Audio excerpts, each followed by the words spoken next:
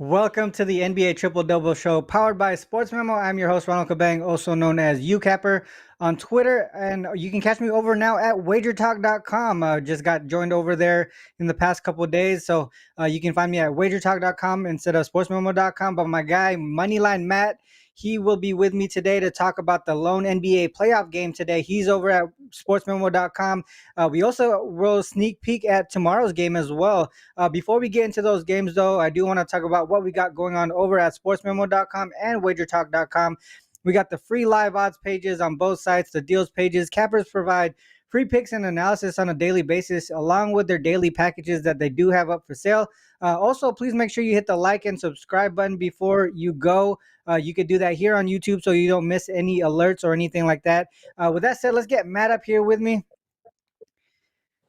Matt, man, yesterday was a tough day for me. Two close calls, end up getting both of them losing. I had the Lakers and the Warriors in the first quarter under, and they scored like 16 points in the last 2 minutes to go over by a bucket. And then the Knicks decided to take the first half off and then play hard in the second half. So I only had the Knicks in the first half, and that was an L there. But how has your NBA playoffs been going in the recent days here? Yeah, not bad. We're 3-2 on the week. Most of my bigger plays have hit, except for yesterday with the Golden State Warriors, unfortunately. But again, we're up 2 units on the week, 3-2. Had the Warriors last night. Unfortunately, the Lakers took that one on the road, and I do feel like I should have looked at that a little further. The one day of rest for the Golden State Warriors could have played a factor. Anthony Davis absolutely going off. I thought he would maybe have a more average game with Kevon Looney matching up with him instead of Domantas Sabonis. But, AD is really proving when he is on his game, no one in this league can guard him, and I mean no one. But really excited to talk about today's game, really excited to give a preview tomorrow as well. So, as always, ready to break it down with you, Ron. Yeah, let's get into tonight's game right now. Sixers and the Celtics here. We have game two of the series. The Sixers stole game one. They did it without the MVP, Joel Embiid. You would think the injury replacement theory wouldn't work in the playoffs, but it sure did in game one there. Harden came through with the biggest playoff game of his career. He had 45 points. Maxey added 26. You had DeAnthony Melton was a key contributor off of the bench, and then you even had another young guy, Paul Reed, with some clutch free throws to seal the win as well. On the other side, you had Tatum. He did his job, right? He went for 39. Brown and Brogdon went for both of those guys went over the 20-point mark. They both, I think both teams really just got whatever they wanted from the offensive side of the ball, and that's the reason why the closing total they flew over the closing total. But with Embiid back, it's a totally different ball game here. I think we're going to see more defense. I think we're going to see the rotation change up a little bit especially on the Celtics side. In the regular season, the Celtics pretty much dominated the matchup, winning 3 of the 4 games. Yeah. They also covered in all 4 games, and all 4 of those games Embiid was in. It just seems like they match up the personnel that the Celtics have. They match up better against the Sixers when Embiid is on the floor.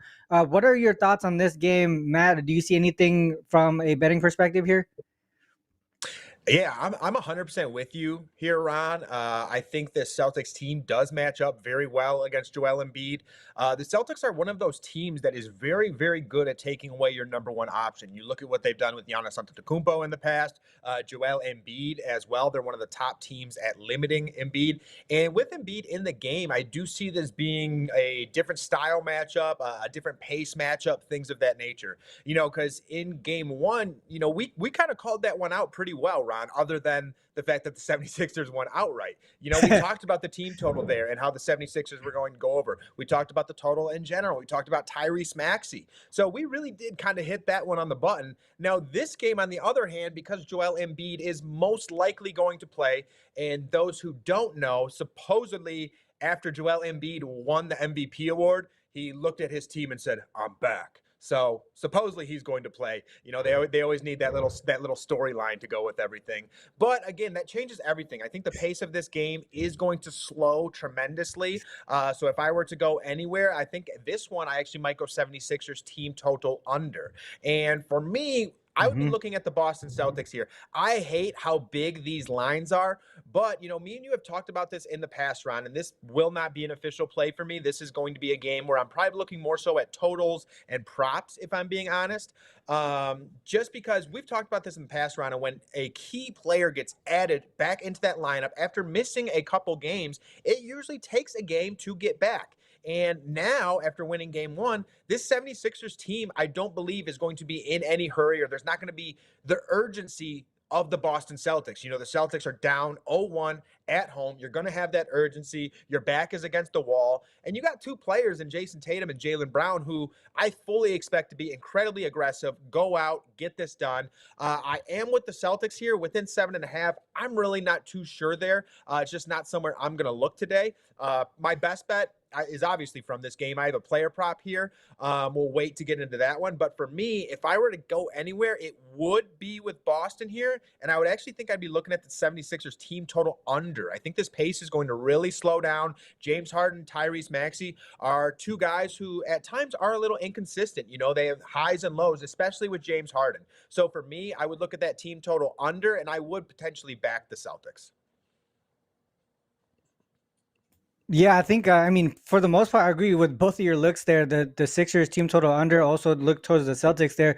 My best bet obviously is on this one as well. But just to talk to you, maybe we can talk you into this full game here. But just a historic trend that I look at, it's been profitable to take the home favorite in game two if they lost the game one as a home favorite.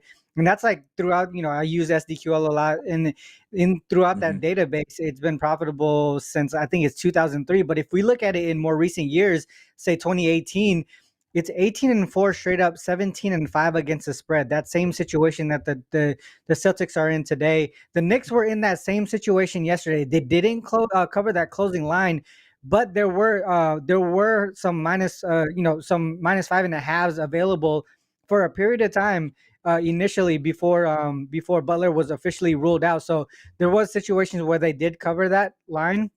So it could have been 18-4 and 18-4 against the spread, but obviously that line went up to like 10 or something like that. And there's some weird stuff that happened at the end of the game where the Knicks probably could have covered that line, but obviously that didn't happen. Just for the most part, though, I do look towards the Celtics to really bounce back in this situation. Like I said earlier, I feel like the Celtics, from a personnel standpoint, they just match up better. Their rotation works better against someone with Embiid there. Obviously, having Embiid there is always tough, just because he's the MVP for a reason, right? He's going to make an impact, but like you said, the Celtics do a good job of taking the number one player from the opposing team off of the not off of the court, but I mean like limit them at a certain aspect. So it makes sense from a matchup standpoint that the Celtics probably, I would say, get it done here early and often as well. Looking towards the first quarter, first half, I just feel like this is a Celtics game. They should come out with a sense of urgency to not go down 2-0. There's no way you can go down 2-0 heading into Philly against the Sixers Yeah. here. So I expect the best from the Celtics here, and I think it's going to be enough. And like you mentioned too, having Embiid come back, um, it might mess up a little bit of the flow there. I mean, you mentioned like slowing the pace down. The thing is, I looked in game one, their pace was extremely slow still. Matt, the only issue is they were really efficient on the offensive side of the ball. They just really got whatever they wanted. They were able to make a lot of the shots as well. So even if the pace stays the same, as long as that defensive intensity is a little bit better, and they don't make 56 50 whatever 55 56% of their shots, they're gonna go under that total tonight. That's the way that I would look, is the Yeah. under, right? The Sixers team total under, and towards the Celtics side, those would be the ways that I would look in this game here. Before we get into our best bets, though, we can do a quick look ahead to the Lakers and Warriors tomorrow. Lakers took game one, Matt. We were kind of talking about this a little bit before the show, but me and you, Matt, we're MMA fans, right? And what they usually say in Mm-hmm. MMA is, styles makes fights, right? And this is, I think, is an example of that, because if you watch that game, or you could even just look at the box score and not even watch the game, but game one, the Warriors shot 53 three-pointers. They attempted 53 three-pointers. The Lakers only shot 25 of them. From the free throw line, Yeah. Lakers shot 29 free throws, right? And the Warriors only shot 6.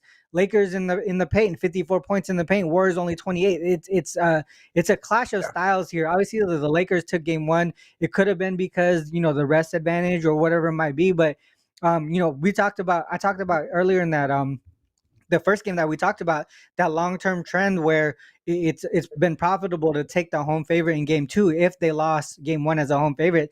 That's the situation the Warriors are going to be in tomorrow.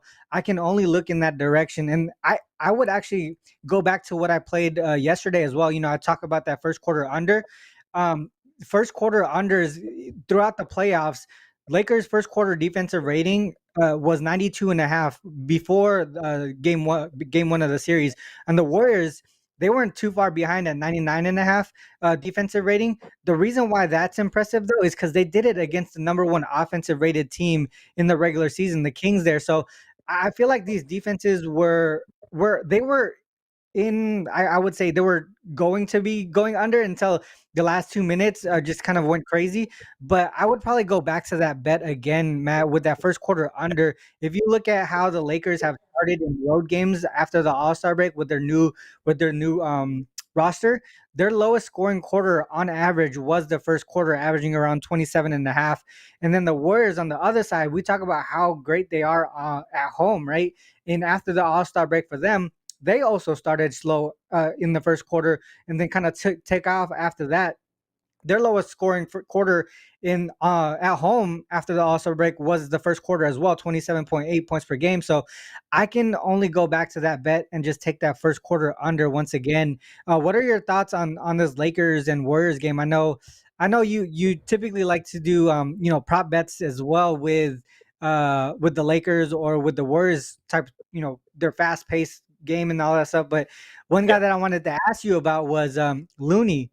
Looney has been going crazy on the boards and Dude. assists. I think he's gotten like 20 plus rebounds and assists in 5 of the last 6 playoff games.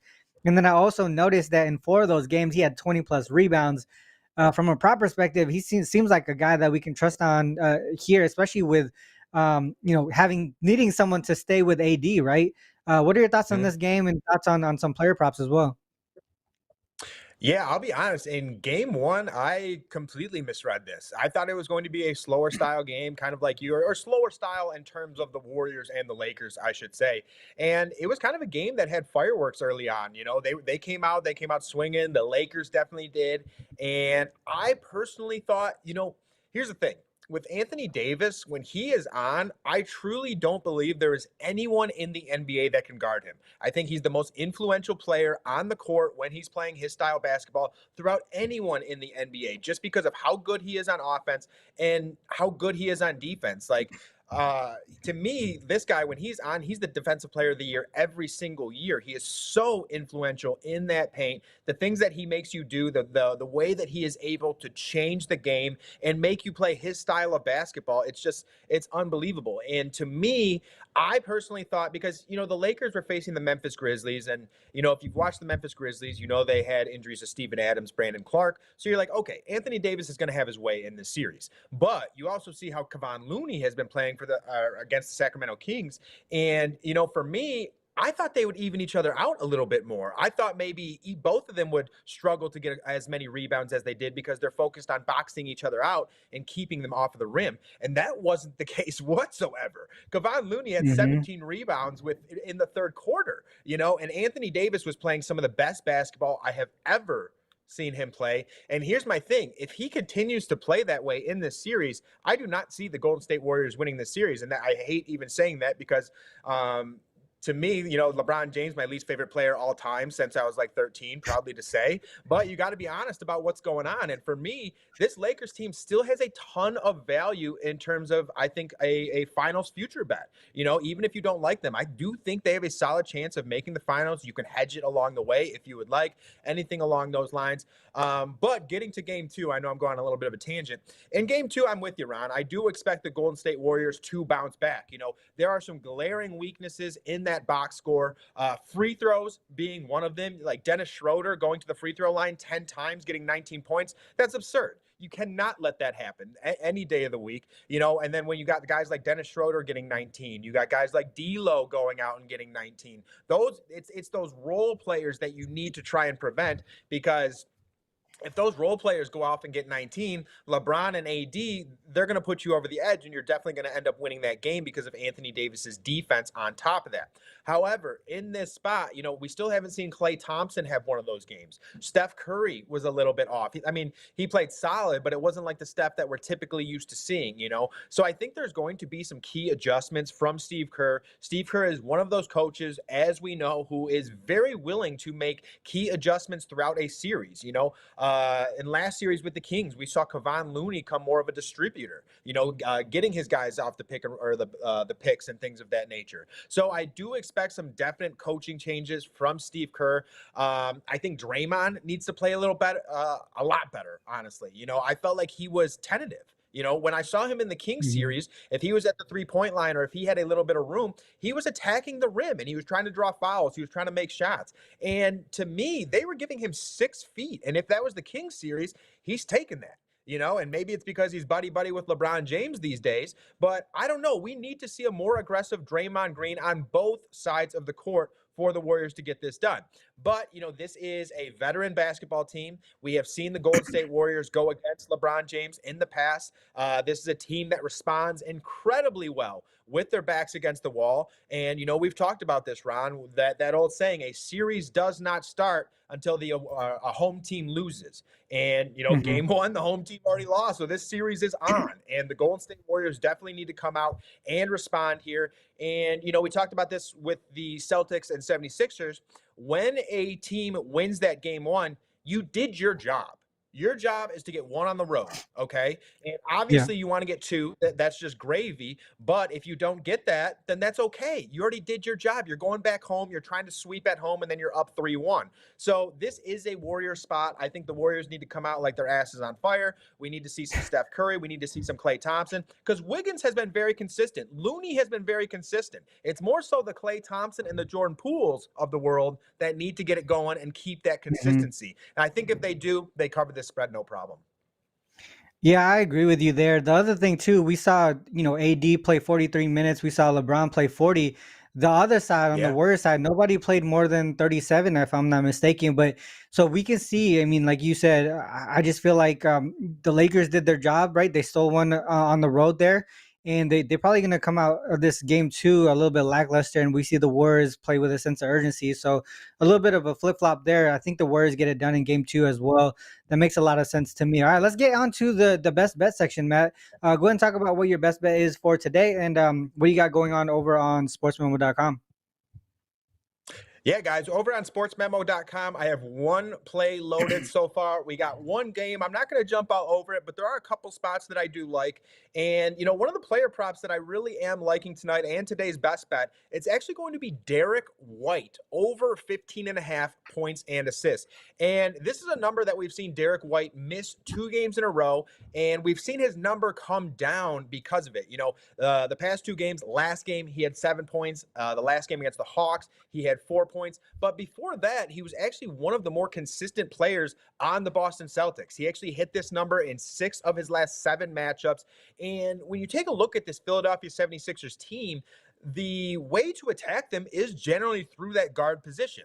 If you know James Harden is not the best defender in the world. If you watch Tyrese Maxey is a very similar story. Not the best defender in the world. And I think Derek White is in a good position to attack. We saw last game with Jason Tatum. I believe he had 39 points, something along those lines. And, anytime you have a 39-point outing, you're going to get a ton of attention. And Jason Tatum already draws a ton of attention. Same thing with Jaylen Brown. So with those two guys getting all that attention, I think Derek White is going to be one of those guys hanging out in the corner. He is a great knockdown corner 3 type player. And another thing with Derek White that I do enjoy, and this is one of the reasons I went points plus assists, is he's such a great defender and he's very good in transition. If he's able to create any turnovers, we talked about the inconsistencies with James Harden, with Tyrese Maxey, when they have that huge game where they absolutely go off, more often than not, you kind of come back down to earth the following game, and there might be a couple turnovers to go with it. And with those turnovers, Derek White is going to be the guy guarding them. So I think he could potentially get a couple steals, get a couple outlet passes to maybe Jason Tatum, maybe Jaylen Brown, whatever it may be, and it gets him going a little bit more. And he hasn't had 10 shots the past 2 games, I should say. And before that, the 6 or 7 games leading up to that, he had 10 shots in each. So I think if he gets back to that 10-point number, he's also a facilitator. I think he goes over this 15.5-point line pretty easy tonight. And one last thing is, in those 6 of 7 matchups, he went over 20 points in 2 of them. So this is a guy that can go out and get 16 points all on his own. The Boston Celtics are a team that is somewhat guard heavy with Smart, White, and Brogdon. So they do somewhat go with the hot hand too, but it's been shown with Derek White, even if he's a little off, he's still getting 30 minutes because of his defense. So I do think this is a fairly safe play. I think the volume is going to be there, and I really do enjoy Derek White over 15.5 points plus assists tonight. That makes a lot of sense. I think if the Celtics are going to win tonight, he's going to be a big part of that. He's also, like you said, versatile, so he should get a lot of minutes there. For me, I'm going to the game, to the first half of this game here. The Celtics in the first half, it is -5, so it has moved. It is pretty juiced there. With the full game at 7.5, you would think that the line here should be around like 4, maybe. But at 5, I think it's kind of telling us a little story here that the Celtics should come out with a sense of urgency to start this game off here. And I talked about that long-term trend perspective. When it's profitable to take that home favorite in game 2 of a series, if they lost game 1 as a home favorite. In that trend specifically, majority of the damage is done in that first half. I think it goes with the whole narrative of them coming out with a strong sense of urgency there and making sure that they don't lose game 2 and go down 0-2 on the road there. So that would be my best bet for today. Celtics first half -5. I think they get it done there. I think they get it done on the full game as well, if I'm being honest. So that's the way that I would go for my best bet. Over at wagertalk.com, I got 2 MLB plays. I do have 2. Actually, I have three plays on this game that I really, really like, that I have over at wagertalk.com as well. That one is definitely one of them. Actually, that one and the full game, I'm not going to lie. That's what I got over at wagertalk.com. So make sure you guys head over there for my work over there, and at sportsmemo.com for Moneyline Matt. With that said, guys, our next show will be on Friday at 10 a.m. Pacific Standard on the same channel. We're going to have myself, Moneyline Matt, and Tony Finn. Till then, good luck with all your action. Peace. Peace.